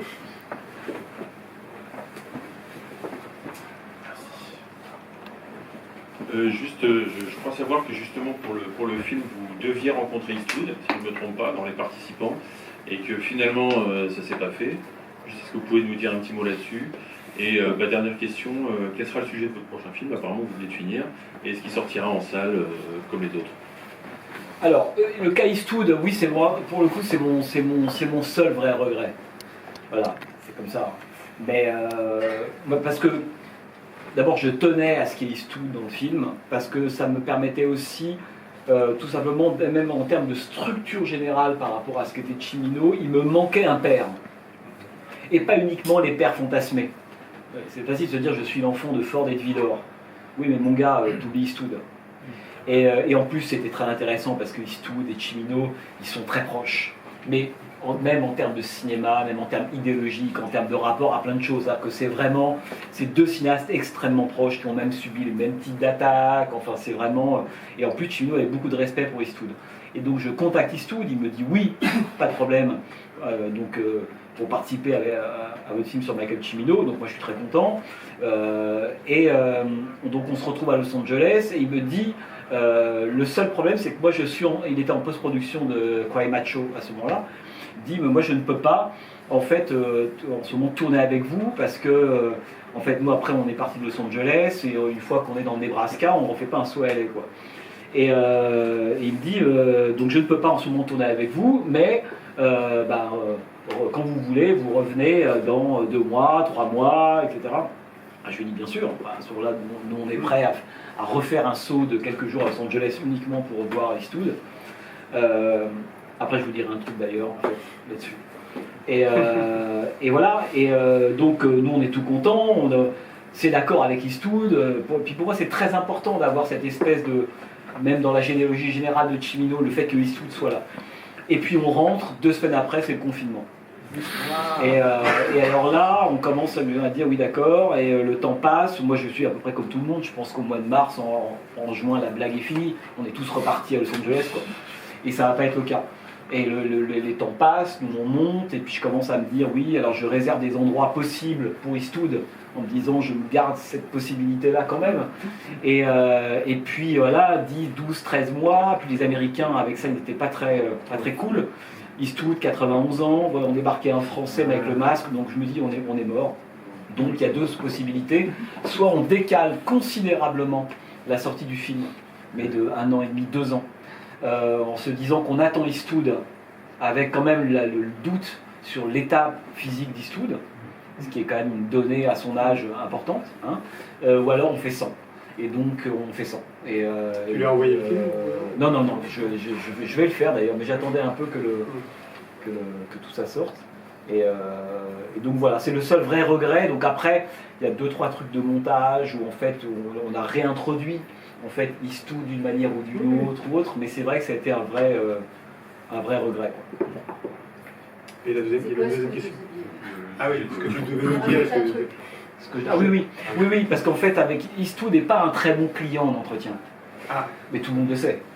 Il est mieux que De Niro, mais il n'est pas démon. Et surtout que c'est aussi ces gens-là. Pas très local. Oui, et puis c'est surtout prendre quelqu'un. Moi, je me disais que sur Cimino, peut-être qu'en le déplaçant un peu, il parlera. Il dira des choses qu'il n'a pas dit en fait des milliards de fois. Qu'est-ce qu'il a dit sur Cimino Eastwood d'ailleurs? Non, qu'il avait aimé travailler avec lui, mais au sens il n'était pas rincé Eastwood. Il y avait de la ressource pour parler de Cimino, vu qu'il n'en avait jamais vraiment parlé, y compris dans le livre d'entretien. Mais voilà, je savais aussi qu'à son âge, il pouvait être un peu fatigué. Et moi, j'avais en fait mon seul truc avec Eastwood, c'est que je me dis bon, même s'il me raconte rien d'intéressant, c'est pas grave. Ce que je vais faire, c'est que je vais mettre une chaise et il y aura une sorte de plan vide avec une chaise, etc. Sur un plan d'1 minute, 1 minute 15, on entend Cimino en train de parler ou d'autres personnes, etc. Plan de séchance vide. À un moment donné, Eastwood vient s'asseoir, il regarde la caméra 2 minutes et il s'en va. Et avec ça qui m'intéressait en fait. Je n'aurais pas dit ça dès le début, je lui ai dit monsieur Eastwood, vous savez. C'est un très mauvais client. Mais en fait, j'aurais fait ça en 2 temps. C'est-à-dire qu'en me disant le plan, moi je veux. Eastwood silencieux, ça me suffit. J'ai pas besoin que Eastwood me raconte ce que je sais déjà, ou qu'on montrera autrement. Par contre, la puissance de la figure d'Eastwood, assis comme ça, regardant la caméra, là, ça vaut tout. Et voilà, malheureusement, c'est ce qu'on n'a pas pu avoir. J'avais même pensé à un moment donné lui faire filmer la séquence par quelqu'un d'autre, etc., mais bon, c'est pas fait. Ok. Il y avait... Bon, alors, dernière question. Il y avait la deuxième partie de la question sur tes projets, mais peut-être que tu veux pas en parler. Entre nous, alors. Non, C'est du Eastwood.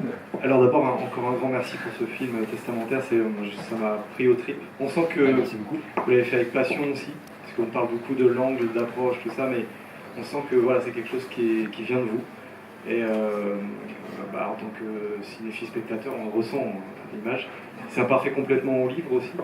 Et je trouve que vraiment, en hommage à Cimino, c'est les deux plus belles pièces qui restent à ce jour. Enfin, en tout cas, je voulais saluer ça. Écoutez, merci. Je m'en vais. Et sinon, je me posais la question, est-ce que vous parliez des films fondateurs tout à l'heure, on en a tous, c'est vrai. Est-ce qu'il y a un autre cinéaste ou un autre film qui pourrait justifier que vous fassiez le même genre d'exercice par le futur? Alors peut-être avec d'autres angles d'approche, mais en tout cas, vous avez en tête comme ça des... Écoutez, là, ce qui a été aussi important, c'est la voix de Michael Cimino. C'est-à-dire que, bien sûr, il y a le rapport que j'ai au film, le film lui-même, la communauté, etc., etc. Mais il y avait le fait que Cimino était là comme un fantôme et que je l'avais rencontré. Donc, mais voilà. Donc aujourd'hui, ça serait un peu, disons que ceux que je pourrais vous citer, les cinéastes sont plus là. En fait, donc ça serait un peu compliqué, quoi. Et non, en fait, il ne faut pas que ça devienne une recette, quoi. Vous voyez, enfin voilà, ça a existé sur Michael Cimino, mais c'est tout. Si je peux me permettre, et est-ce que vous avez eu un désir de réaliser de la fiction aussi? Oui, voilà, ça viendra peut-être un jour, j'espère. Mais si un jour je fais de la fiction, je quitterai pas le documentaire. Donc je pense que c'est le passage de l'un à l'autre qui m'intéresse fondamentalement. Et même dans le film lui-même, entre les deux formes. Et donc oui, ça on verra. Tout est ouvert. Hein. Tout est ouvert. Tout est ouvert. Bon, Jean-Baptiste, je te remercie beaucoup. Non, merci de votre travail.